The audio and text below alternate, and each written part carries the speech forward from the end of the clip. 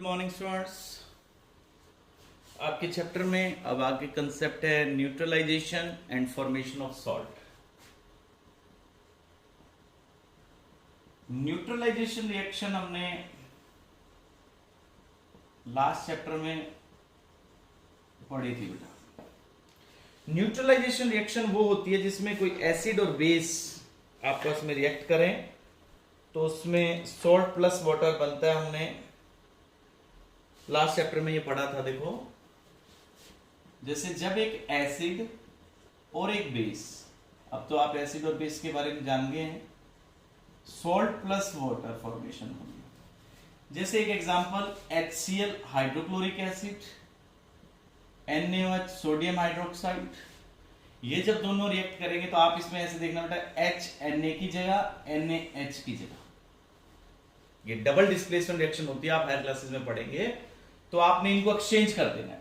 तो देखो ये Na जब यहां आ जाएगा क्या बन जाएगा बेटा, NaCl, और ये HOH के साथ आ जाएगा तो HOH क्या हो गया, H2O। तो आप इसको इरेज करके क्या लिख देंगे, H2O। तो ये है बेटा hydrochloric acid,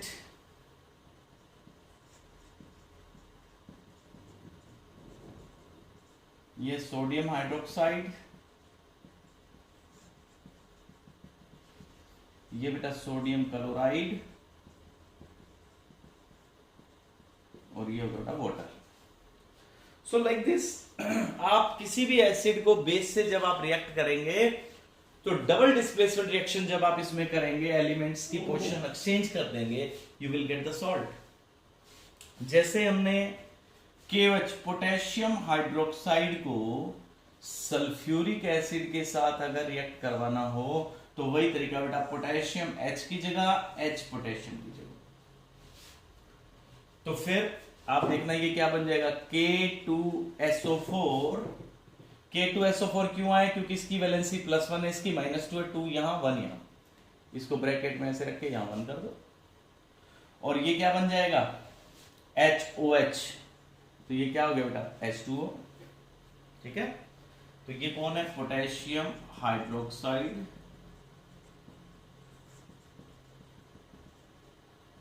sulphuric acid, potassium sulphate,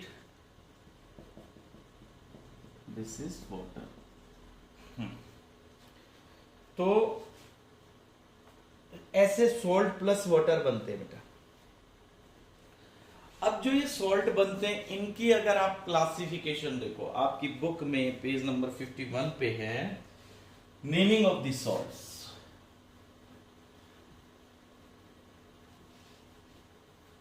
naming of the salts बेटा, अब इनके नाम, इनकी कैटेगरीज सॉल्ट्स की डिपेंड करती है कि आपने उनको किससे बनवाया है, मतलब कौन सा एसिड यूज किया है, कौन सा बेस यूज किया है, उसके अकॉर्डिंग उसकी कैटेगरी डिसाइड होती है बेटा। जैसे फॉर एग्जांपल आपके पास वो सॉल्ट्स जो सल्फ्यूरिक एसिड से बनते हैं, जैसे salts of sulphuric acid, sulphuric acid से जितने भी सॉल्ट बनेंगे वो होंगे बेटा सल्फेट्स।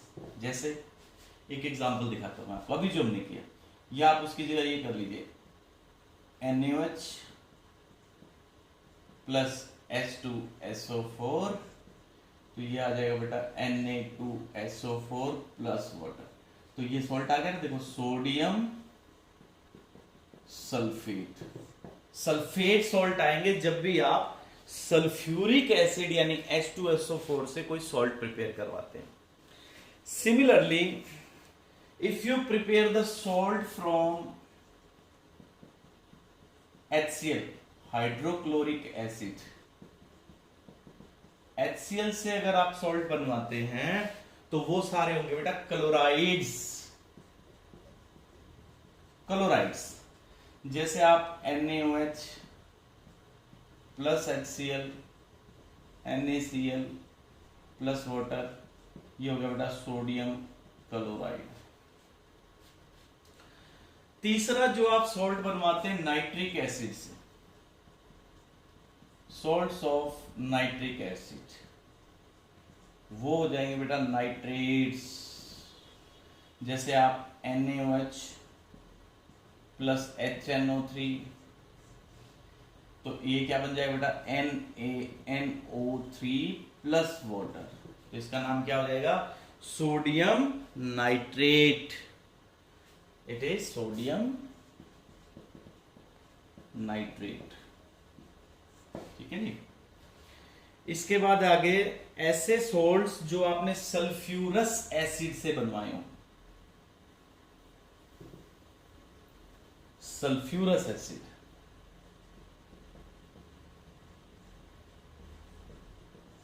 सल्फ्यूरस एसिड क्या होता है H2SO3।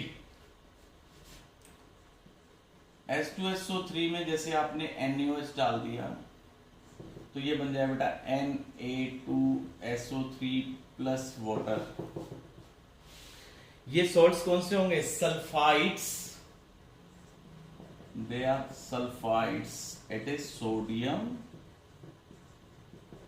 सल्फाइड। इसके बाद है बेटा ऐसे सॉल्ट्स जो आपने कार्बोनिक एसिड से बनाए हो, जैसे for example NaOH, H2CO3, Na2CO3 plus water, ये क्या बन जाएंगे बेटा सोडियम कार्बोनेट। तो sulphates, sulphides, nitrates, chlorides, carbonates. Last है बेटा salts of acetic acid, salts of acetic acid, ये बन जाएंगे बेटा एसीटेट्स। जैसे एक एग्जांपल है, देखो अभी करते हैं। एसिटिक एसिड होता है CH3COOH। तो जैसे हमने ये एसिड लिया है CH3COOH और आपने इसमें ऐड कर दिया NaOH। तो यहां आपने ये देखना है कि जो एक्सचेंज कराओगे वो ये कराओगे बेटा Na और ये H, क्योंकि ये H रिलीज होगा ना, ये CH3COOH में नहीं होता, याद रखिएगा।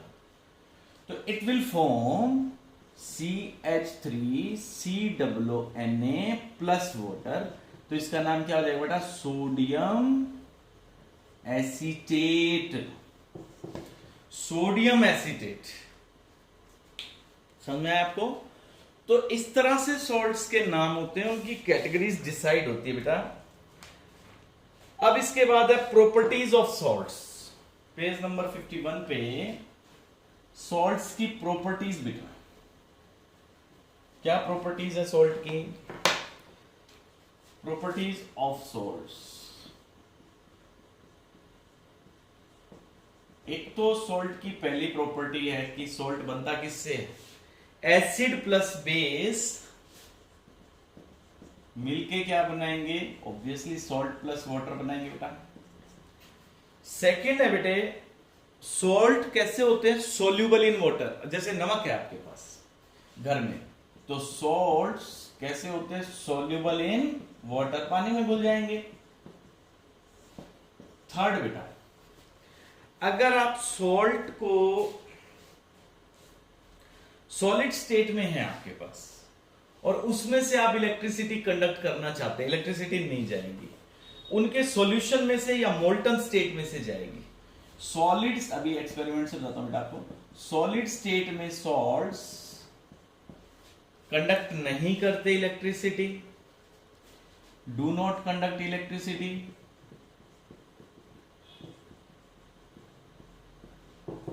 सॉल्यूशन फॉर्म में या फिर मोल्टन पिघले हुए फॉर्म में कंडक्ट इलेक्ट्रिसिटी।